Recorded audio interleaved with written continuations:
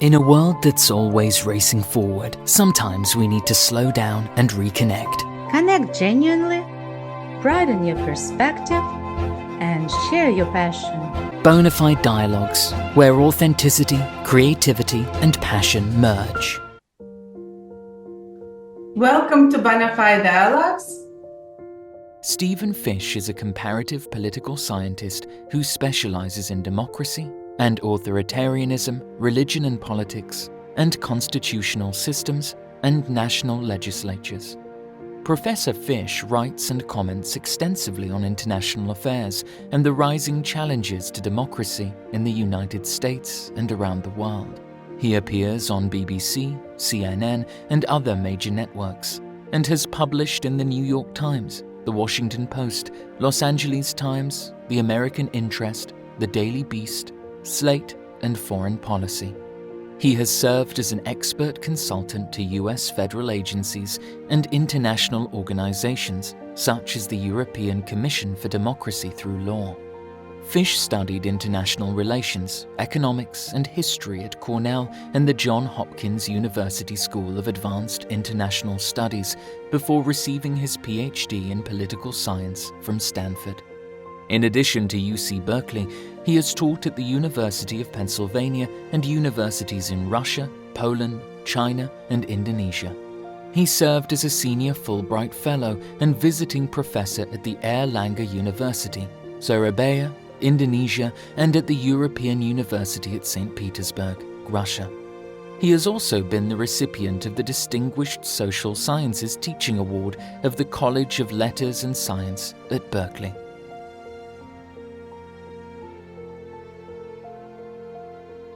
It's very nice to see you today. We will be talking about this very important subject. You dedicated many, many years of your career to researching Russian politics. You're the expert in this area. Here he is.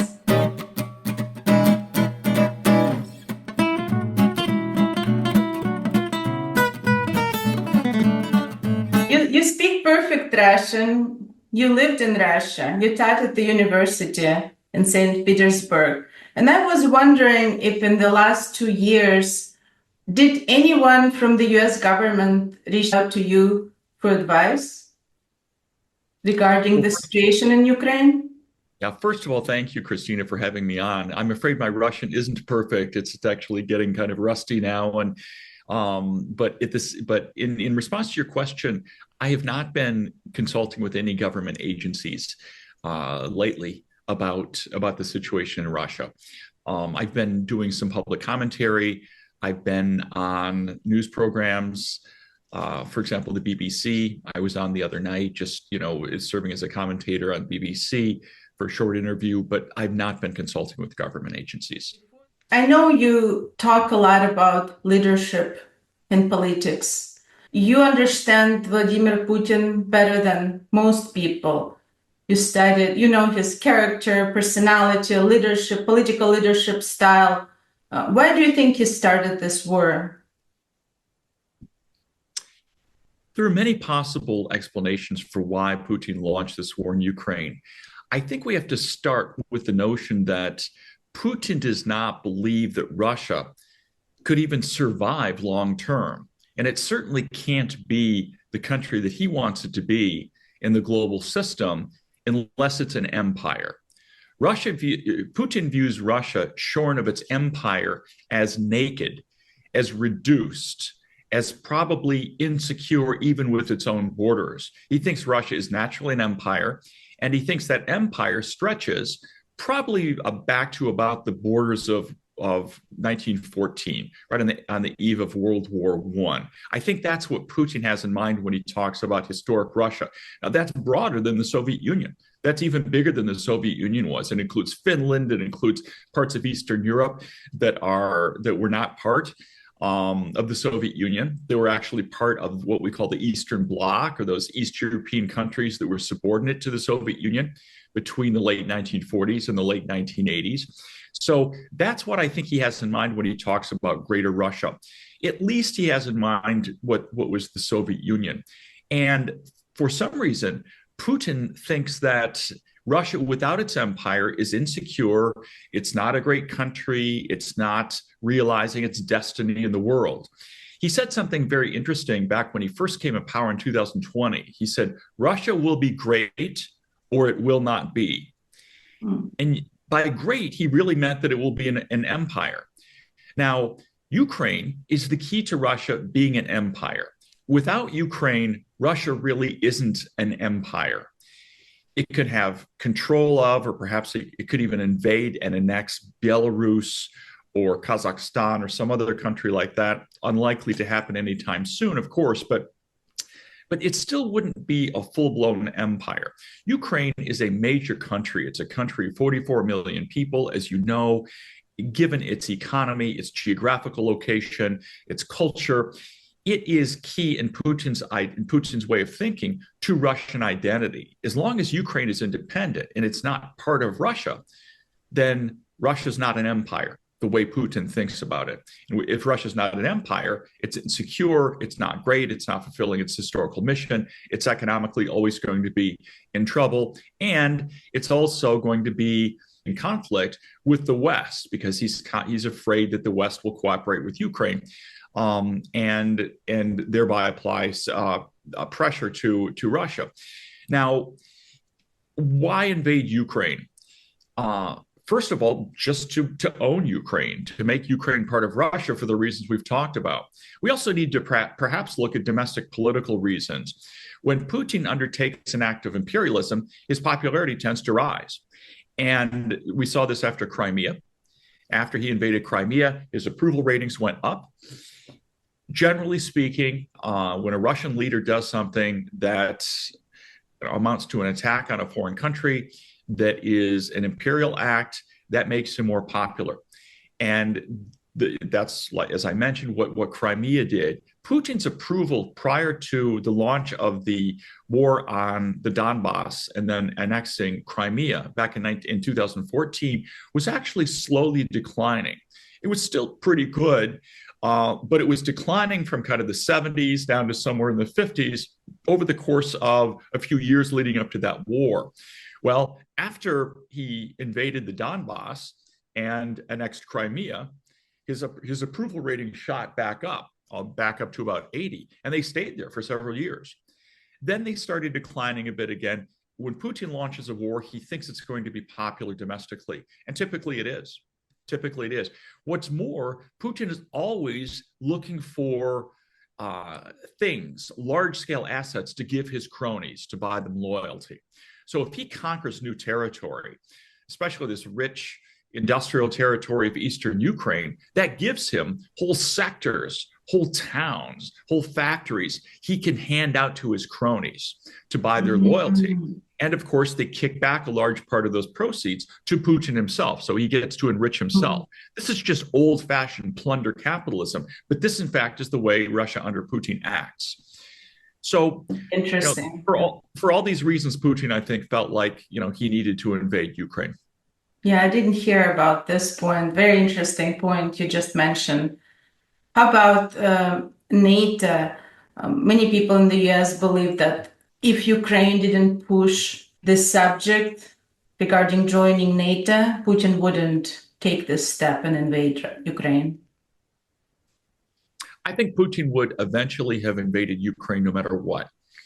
I just don't think that Putin can live with the idea of an independent Ukraine that makes its own decisions, that's a democracy. This is another possible factor why he invaded Ukraine, is that he wants to run a dictatorship at home.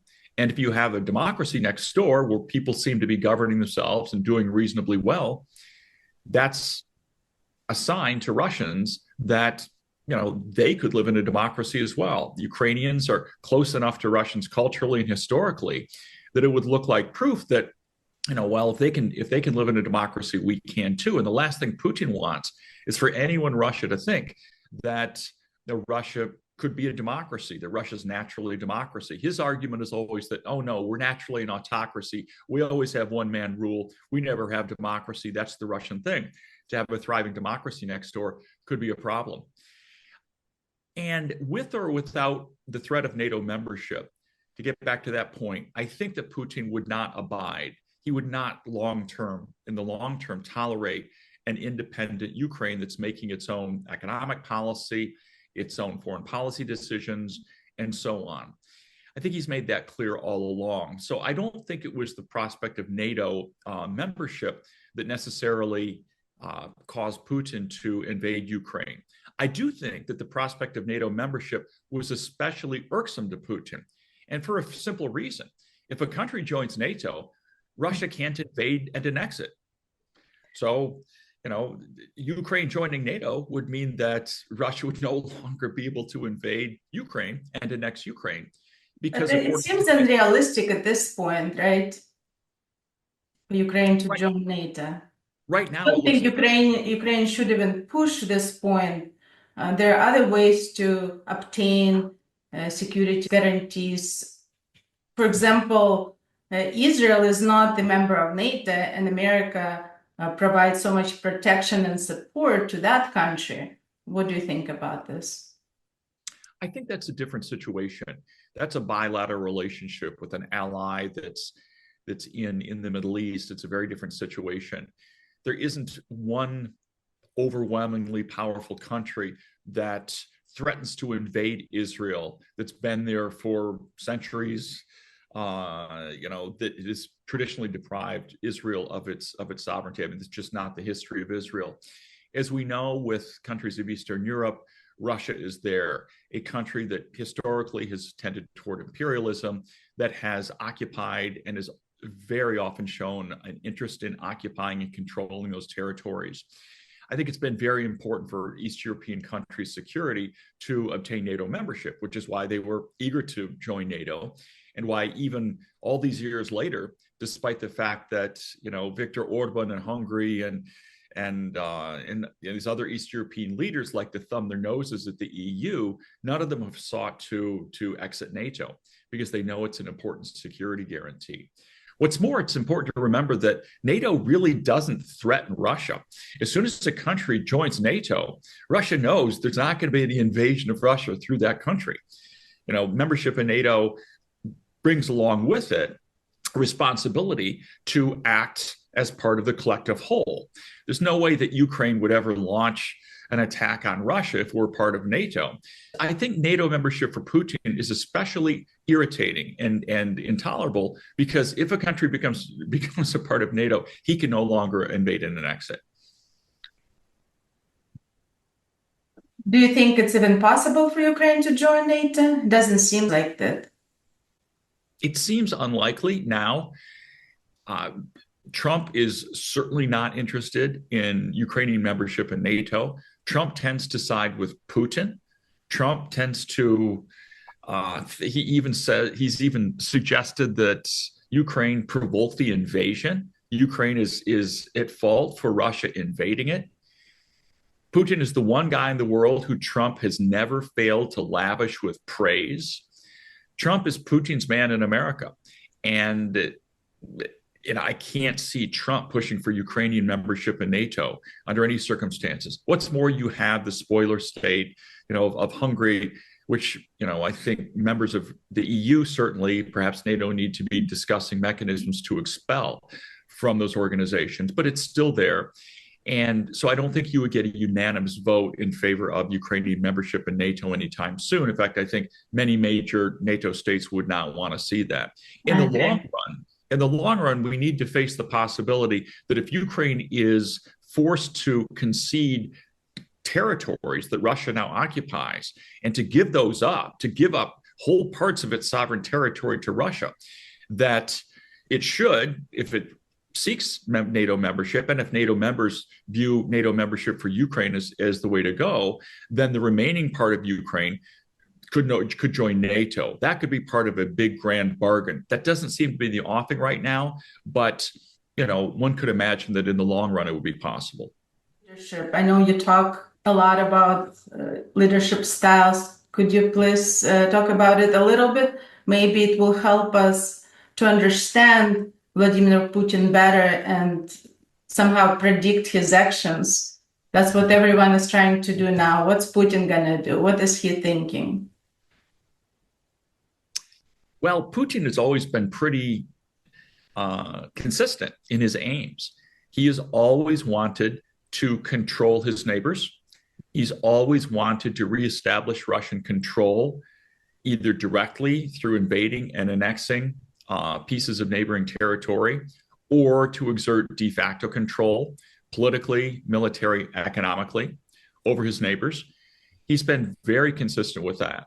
He's been very consistent in building an autocracy, a single man regime that is entirely subordinate to himself.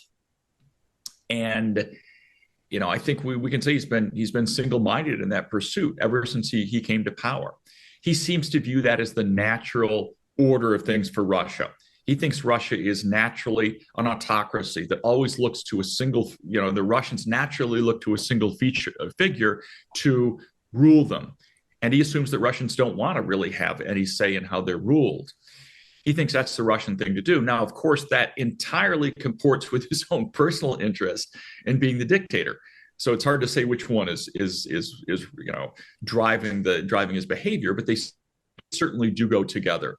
So Putin has been. Many people think that Russia needs this strong leader. Many people in Russia like and support Putin. I think a lot do, for sure. And I think a lot of people in Russia do want a dictator. I think Russia is probably one of the least pro-democratic countries in the world. I've lived all over the world, not everywhere, but I've lived in many different countries. I've done research all over the place, and I've studied the numbers on this. And my own impression is that given the choice between autocracy and governing themselves, really having the benefits of democracy, Russians would probably choose democracy. But I also think that most Russians don't see democracy as possible. I don't think they feel like it's part of their national traditions. When they had a bout of open politics in the 1990s, something resembling democracy, it didn't work out very well. It wasn't the fault of democracy. It was that this empire was falling apart. The Stalinist model was falling apart. We were seeing the last stages of it. And that took over a decade for that to shake out and kind of scrape bottom and then begin recovering again. But that whole model, that whole Soviet imperial model, imperial politically and communist, statist, or socialist economically, it took a while to crumble. And while it was going through that very agonizing falling apart phase, that's when they had quote unquote democracy. So people don't look back to the 1990s and say, oh, wait, democracy was really a great thing, because it coincided with those hard times. It wasn't because it democratized that things fell apart in terms of the economy, but those two things were correlated. And so I think a lot of Russians do associate democracy with disorder, with economic decline. And Putin plays this up relentlessly. Even now, 25, 30 years later, he constantly talks about, we don't want to go back to the 1990s. So he's burned into people's minds a story that democracy equals chaos and misery. So, and it's like the Scar to the Hilt. You see it, you hear it all the time in his propaganda. I do think Russians are probably more comfortable with being governed by an autocrat than people in many other countries are. Again, I think they're freedom loving enough that if they really had a choice between a decent democracy and an autocracy, they would probably choose to govern themselves.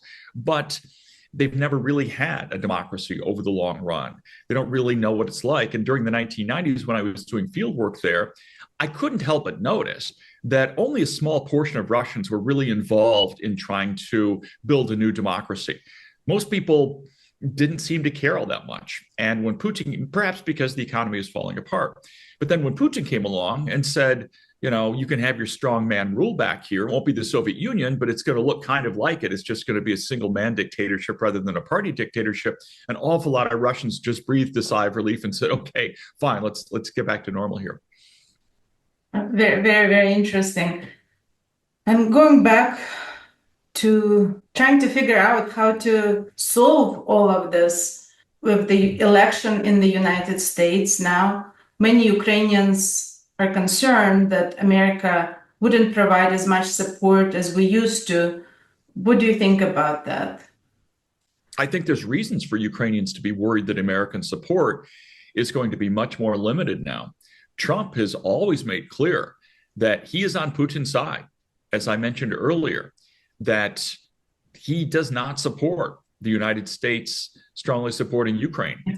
And I do think there's a real danger of a radical reduction in American support for Ukraine once Trump comes to office. I think that's a very real danger. Then it remains to be seen whether the major European powers, Great Britain, France, Germany, predominantly among them, will step up, will step in and help try to fill the gaps in aid that the withdrawal of large-scale American aid will bring. The United States has still supplied Ukraine with most of its military and financial support during this war. And it's just the biggest economy by far. It's as large as the almost as large as the EU itself.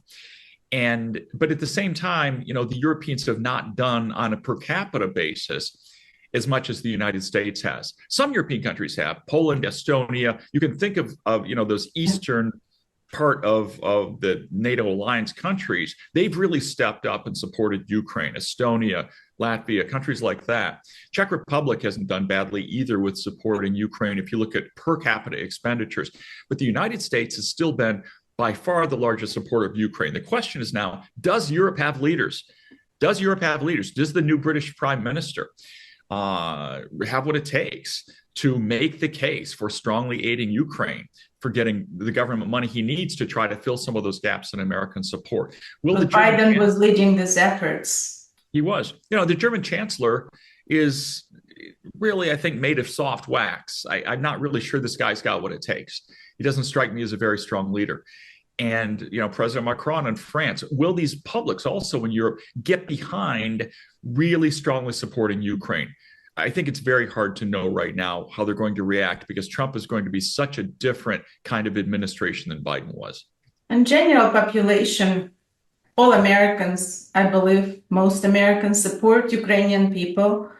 But as you know, in the last year at least, there's a lot of conversation related to corruption in Ukraine. People don't believe that our taxpayers' money actually being used for good. Do you have an opinion on that? Because there's no transparency, unfortunately. In wartime, there's always going to be transparency is going to be limited. But the United States actually does have methods of monitoring the way its arms expenditures are spent. In Ukraine, we have ties with the Ukrainian military that go back pre-invasion. The United States and the Ukrainian militaries started cooperating closely after the annexation of Crimea in 2014. And at that time, the U.S. really did help Ukraine start building a modern military. The previous Ukrainian leader— That's what Putin didn't like. Well, the previous Ukrainian leader, Viktor Yanukovych, systematically destroyed his country's military. He systematically dismantled his military in response to inducements from Putin. I mean, this sounds kind of crazy, but this is the way it worked, and this is the way Yanukovych worked. Is that Putin favored Yanukovych with large bribes, hundreds of millions of dollars worth of financial aid for him personally, and Yanukovych did what Putin wanted him to in certain spheres, and that included weakening the Ukrainian military. Ukrainian military was simply not ready for what happened in 2014 when Putin invaded the Donbass and Crimea. And after that, the Ukrainians came to the United States and said, okay, they had a new government. Yanukovych was out. They had a much more pro-democratic, pro-Western leader. And they came to the United States and went to other countries in Europe and said, can you help us build a military? Because clearly we're being invaded again here. And the United States did actually form reasonably strong ties, not the ties of an ally or a NATO member or anything like that, but there was some substantial cooperation. And the Ukrainian military started adopting Western best practices to some extent. The enormous corruption in government contracts and acquisitions that you have in a lot of third world countries' militaries and in some post-Soviet militaries, certainly in Russia, that declined radically in Ukraine. Ukraine became a much more law-governed military and a much less corrupt one. Is there still some corruption? There still is. but in the Ukrainian government as well. We're dealing with a completely different animal than with Russia. In Russia, everything is corrupt all the time. Everyone is always corrupt. Everything is for sale. Sounds like an exaggeration, and it might be a bit of one, but it's not much of one, right? And we saw that in the early stages of the invasion of Ukraine, where there's columns of hundreds of Russian tanks were going in, and the supply trucks, the wheels on the supply trucks were just falling off. Like the tires were, well, why was that? Because the guys in charge of procuring the material for the tires for these trucks and tanks had bought some really cheap alternative to the good expensive tires that would have worked, pocketed the difference, and went off and bought a yacht somewhere. This is the way Russia works. It's not just the military. It's the way Russia works under Putin. If we're a democracy, it wouldn't be like this. It might be still corrupt, but there'd be some oversight over it. But that's the way Russia works. Ukraine is corrupt too, but it sounds like you're very optimistic. It's just much less corrupt than it used to be. And it's much less corrupt than Russia is. It doesn't mean there's no corruption. There is. And it's a very good sign when we hear about these corruption scandals in the Ukrainian military, because it means that people are monitoring, that people are watching them. I think we make a big mistake if we see that, Zelensky demoted someone or expelled somebody because they were found out to have skimmed some millions of dollars off a government contract. We think, oh no, we shouldn't be providing you aid. On the contrary, this is what an open, transparent process looks like. Is you find people engaging in corrupt practices, you fire them. I'm confident as an American taxpayer that almost all of the money I send to Ukraine actually, goes to the cause it's supposed to go to. I've studied these countries, Ukraine and Russia, for many years, and I'm aware of the deep history of corruption. But Ukraine is nothing like it was before this war, and certainly during Soviet times. Back then, it was, corruption levels in Ukraine were pretty much similar to Russia. That's simply not true anymore. And one of the reasons is that Ukraine's a democracy. In democracies, people get to vote their leaders out. One of the reasons Zelensky was overwhelmingly elected when he was he was viewed as not corrupt. And that was, I think, for the most part, a correct perception. I like your optimism. That's great. And Zelensky, we started to talk about Zelensky. He has his victory plan. And knowing Putin, because you studied Russia and Putin for so many years, you probably would agree that he wouldn't accept Ukraine winning this war. So should we talk about peace plan, not victory plan at this point, to be realistic? Well, of course, Zelensky and Putin both have their own victory plans, but they are completely at odds with each other. Zelensky's victory plan means Russia takes its troops and goes home. It relinquishes territory that it has invaded and ravished in Ukraine. That's what we all want, but is it realistic? That's right. Well, that's his plan. And Putin's plan is to keep all the territory that he's got and then rearm and gear up for the next invasion. And we have to be realistic about this. The idea that somehow Putin will accept some compromise with Zelensky, the Ukrainians, where he gets to keep most of the territory he's got right now, and then he'll leave Ukraine alone, and what is left of Ukraine will be able to do what it wants to do, will be able to have a thriving democracy and make its own foreign policy, and will be free from the threat of Russian invasion after that, is nonsense. There is no evidence that Putin has ever regarded conquering territory or winning anything as anything other than emboldening. He's just emboldened by his conquests. Putin doesn't think of the world in positive sum terms, where you get this and I get that, and then we can all be happy. He also, as we mentioned earlier, he doesn't think that Russia can really be Russia without Ukraine. And having this strong fifth or so of Ukraine that he's got here, that's not enough for Putin. He is going to, in order to make Trump look good, perhaps, if Trump wants to impose the settlement on Ukraine and says we're going to cut off aid unless you accept Russia annexing all these territories, if the Ukrainians have that forced on them, then it might stop the war for now. And Putin will act like this is all I want, just the way Hitler, said after he took the Sudetenland, that kind of the western part of the Czech Republic, or what was then Czechoslovakia, said, this is my final demand. This is all I want. I just want this territory.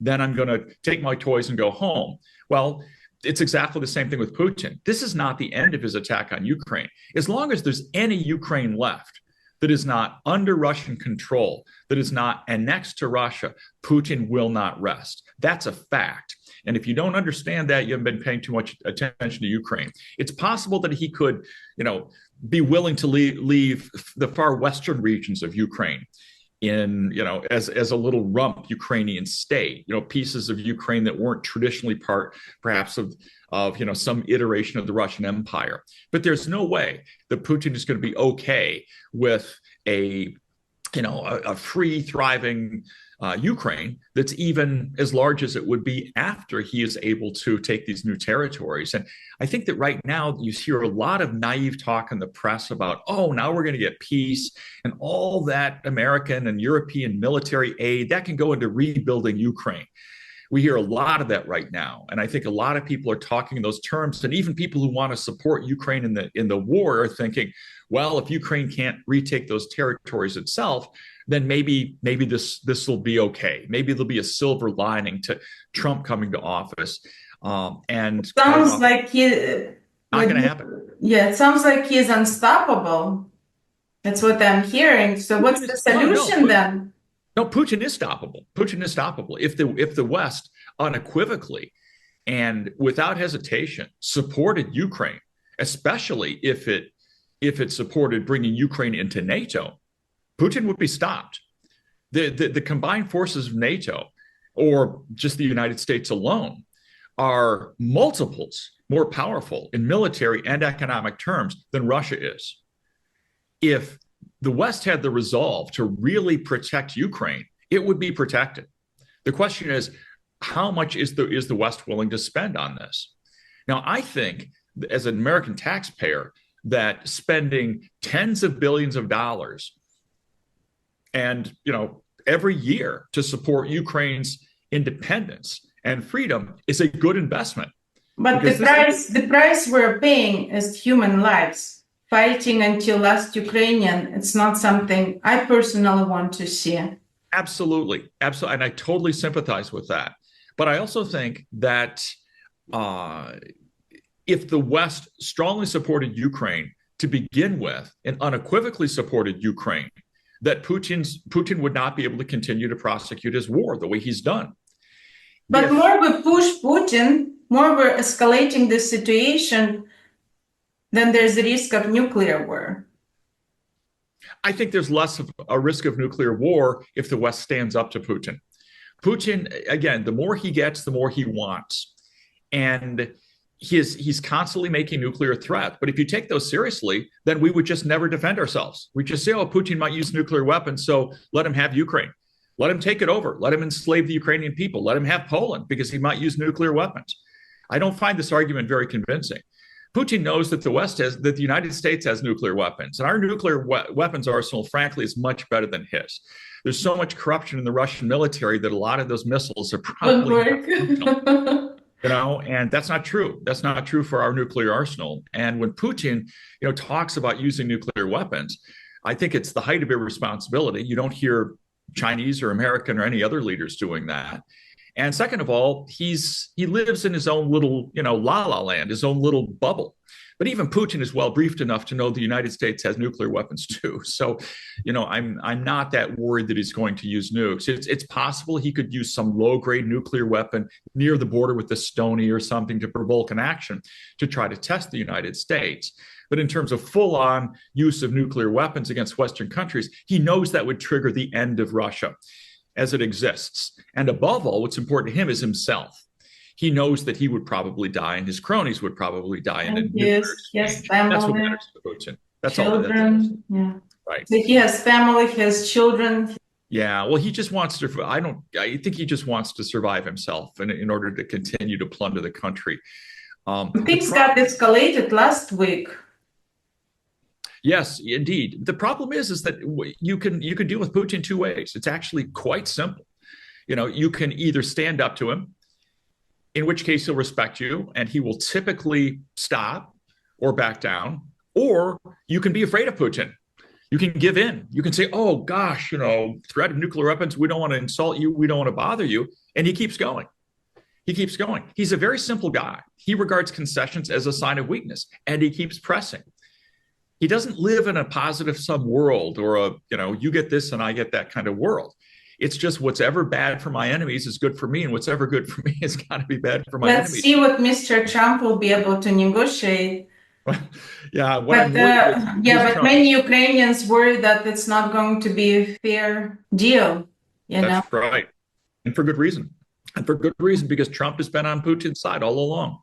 He has ever since 2016 when he started running for president. So I think Ukrainians are right to worry about that. And I think Biden, for all his shortcomings, and I have been very frustrated with Biden's slowness to allow, for example, Ukraine to use weapons in American-made weapons in Russia. Biden still has been a stalwart supporter of Ukraine. Now, the Republicans tried to stop, and they did stop the flow of aid for months last year at Trump's behest. The Russian Republicans used to be just as strong as the Democrats in standing up for our allies and standing up to our foes. But under Trump, they switched sides. They're on the side of the dictatorships. They no longer, support our allies. They support our sworn enemies, like Putin or Kim Jong-un in North Korea. It's a Trump-induced flip in the Republican Party's foreign policy identity, and I think it's horrific for American interests and for world peace. But the Republicans are now in charge, so we have to wait and see how they're going to run foreign policy. So now that the Republicans are in charge, what do you think would be the best case scenario for Ukraine? How do you see this peace deal, possible peace deal? I think the distance between what Zelensky and the Ukrainians would accept and what Putin would accept is so vast that it's very hard to see right now what an acceptable settlement would look like. It depends a lot on what the United States does, and namely what Trump forces the Ukrainians to do. If the United States government presses Putin to withdraw from substantial portions of the territory that he's in right now and prevails on him to do that, and some sort of new provisional border, which will never be recognized by most members of the international community, but will just be a de facto border like Transnistria in Moldova, is drawn, and Western countries form robust security arrangements with Ukraine, whether it's NATO membership or something short of that, but robust security arrangements to really protect what is left of Ukraine and to strengthen its military. And the Ukrainians get that might be the beginnings of some basis for a lasting peace, but that's going to require a very substantial Western commitment to Ukraine's security.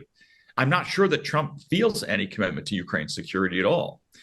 Most people who actually understand these things know that the West's investment in Ukraine is a drop in the bucket. It's really a bargain compared to not supporting Ukraine, because this is a frontline state. Ukraine is holding Russia back. Putin is very imperially minded. He would love to have the old Soviet system back, where Russia basically controlled the countries of Eastern Europe, right? Including Poland, Slovakia, what was then Czechoslovakia, now Czech and Slovak Republic, Romania, Bulgaria. Putin thinks these are rightfully part of Russia's neighborhood. He doesn't feel like he necessarily has to incorporate them into Russia, but he does want Russia to have, an unusual amount of sway in these countries. Now, if West European countries are not willing to stand up and support Ukraine, and if the United States is not, Putin is going to keep pushing. And even after Putin's gone, some post-Putin Russian leader will probably keep pushing too, because this is the way most of these Russian system, right? In Russia, even after Putin, there's not going to be a big change. It's going to be Medvedev or somebody similar, right? We don't know. I don't know, but what do you think? I don't think it's going to be Medvedev, but I don't think we know. I think that the court around Putin would have to have a power struggle. They would probably agree on some figurehead figure who isn't one of the most powerful of the people around Putin, as a kind of compromise figure, and they would they put him up for the presidency and rig the election so he's elected president. Maybe somebody like the current prime minister, Mishustin, and then the guys who really have a lot of power, the ones who are on Putin now, would then undergo a power struggle for the goodies and the stuff, the massive trillions of dollars in assets that top elites around Putin and that Putin himself actually control and own, as well as control over the country. And I think that might take some time. I don't think it would necessarily be a smooth transition. It might look smooth. And I think Putin is here to stay for years to come. Yeah, until he dies. He is healthy. Yeah.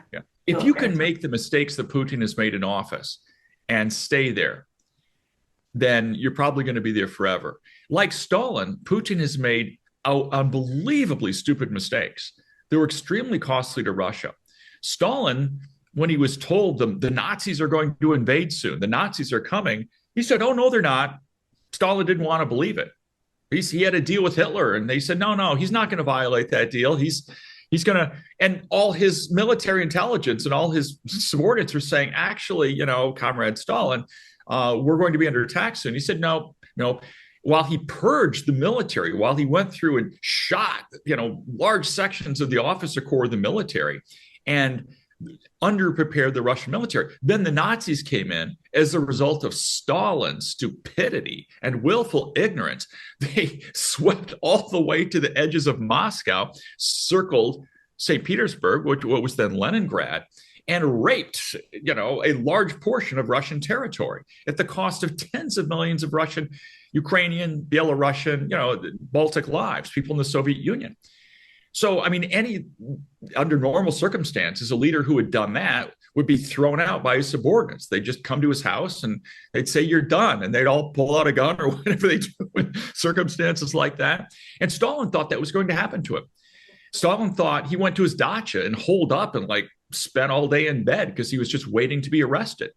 And then when his cronies finally came out to him and knocked on his door and came in, they were all coming in on bended knees saying, what now, Comrade Stalin? And Stalin was surprised, aren't you here to arrest me? He didn't say that, but this is the story, and it's a credible story.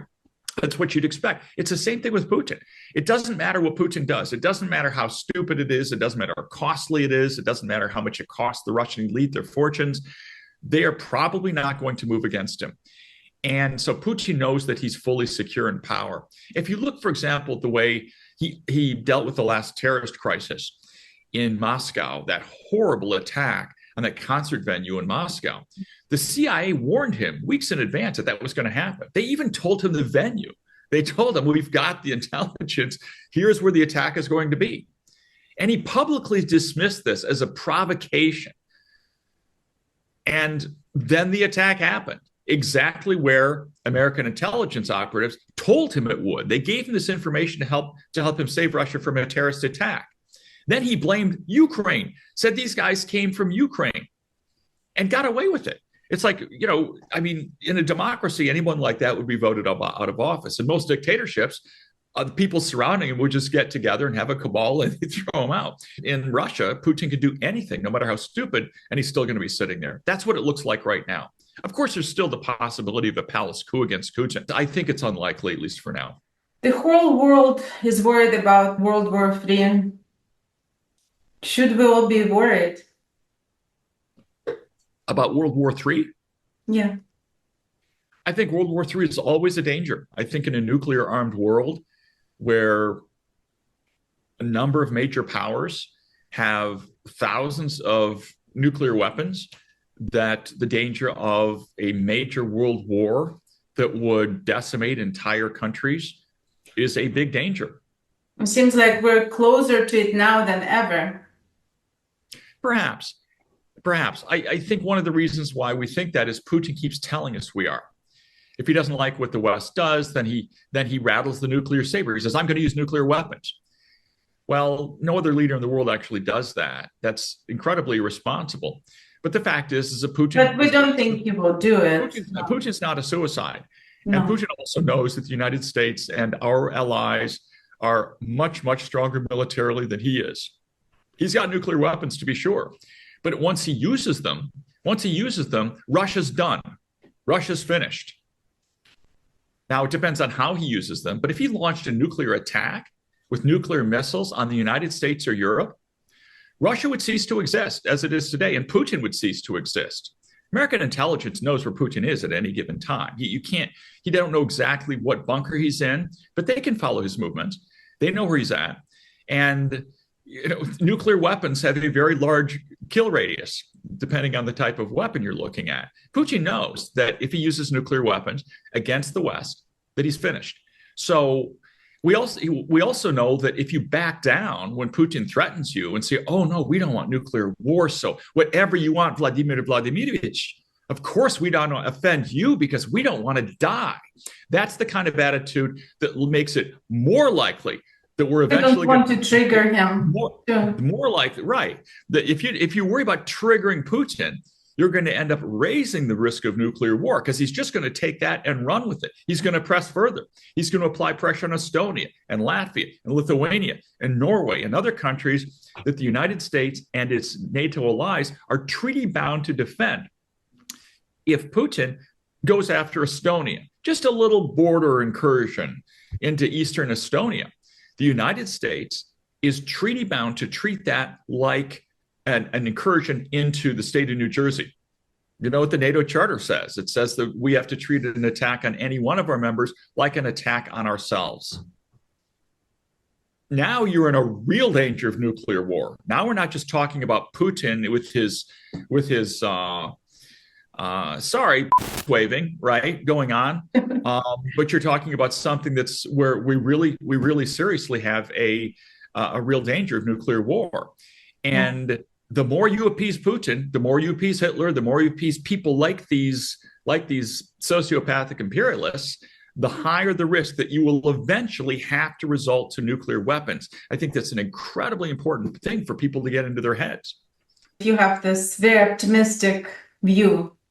That's good. That's good because so many people in the world are afraid at this moment. Well, every day it seems like it's getting worse and worse. I think it's before this possible peace negotiation, both countries want to be in a strong position to negotiate. So things are starting to get escalated. That's right. I don't think I'm really all that optimistic. I'm very realistic and not optimistic at all, as we've discussed about Putin and his intentions. I think that people who think that, oh, Putin just wants a bit of territory and then he's going to take his toys and go home and play peaceful. I think that's naive optimism. I think I'm being very realistic here when it comes to that. I'm optimistic that if the West stands up for its own interests and the West stands up for Ukraine, which is in the West's own interest, that it can prevail. I'm optimistic that when you stand up to a bully, that you can make him back down. I like that you're saying that Putin is very predictable because you've been studying Russian politics for decades now. So it sounds like you're very confident in what's going to happen. You don't know necessarily exactly what his next move's going to be. No, but he's always made completely clear what his goals are. He's always made completely clear what his aims are. He's cold, he's rational, but he's clear about his next steps. Absolutely. He's always he communicates, yeah. His motivations are always transparent. You always know what he's going to do. He lies about everything under the sun. Dmitry Peskov, his spokesman, if he says something didn't happen, you know it happened. You can rely on it. That's hard evidence. In fact, people at the State Department jokingly, but they do it. They use this as evidence that something's going to happen. So if Peskov says there was no conversation between Trump and Putin, you know it happened. He will lie when it's easier to just tell the truth. And that's kind of Putin's mouthpiece. This is the way Putin is as well. He regards telling the truth as somehow exposing himself or making himself vulnerable to some sort of attack. So these guys are pathological liars. None of what they say can be relied on, of course. Same thing with Donald Trump. But you can just tell from their actions what their intentions are. And they've always made those perfectly clear. And one thing we need to recognize is that Putin is always made clear that he thinks Russia needs to be an empire in order to be a secure, sovereign state that's a major power in the world. And in order to be an empire, it has to incorporate a lot of neighboring territories that was part of the Soviet Union, and that includes Ukraine. And he's been completely clear about that. It includes Moldova, probably includes Belarus and Kazakhstan. For now, he has de facto control over Belarus. He doesn't have to invade it. But these territories in Putin's mind all make up Russia. They're all part of what he calls historic Russia. He could not be clearer about that. We all want peace, and it seems like we can have peace sometime soon. There will be some negotiations, and hopefully they will reach some consensus. But it sounds like it's a temporary solution.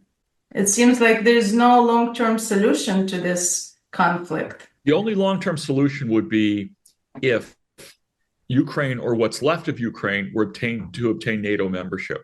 If Ukraine became a member of NATO, Putin would know that's as far as he can go. He can't press any further. He can't invade the next piece of Ukraine to his west.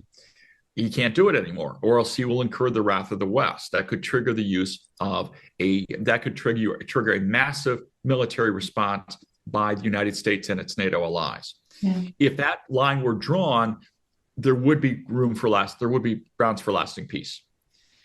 Until the West is willing to commit to that kind of security arrangement with Ukraine, or maybe something short of NATO membership, although I'm skeptical that I think so, NATO membership would do it, I think that this is going to be unstable.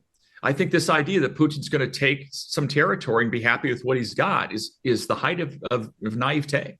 I don't think it's going to happen. So we might get some temporary ceasefire, some temporary peace, but believe me, in the next few years, I don't mean long run. I mean like 5 years, right? I don't mean a century from now. Yeah. The pressure on Ukraine will start again. The lies will start. The United States is trying to attack us through Ukraine. BS is going to start again, and it's just we're going to be back to the races with Putin applying. And it won't just be Ukraine. If he gets major concessions here, you can believe that there's going to be pressure immediately placed on Estonia. You can believe that there's going to be pressure placed on Latvia or Lithuania. This is just as inevitable as the sun's rise tomorrow. This is just the way Putin is. And it's the way Soviet and Russian leaders have been for a long time. So this isn't all that surprising for anybody who understands Russian history. All right. Thank you so much. Thank you for your time. It's a lot to think about. My pleasure, Christina. And I really appreciate your time. Thank you. You're welcome. Thank you for having me on.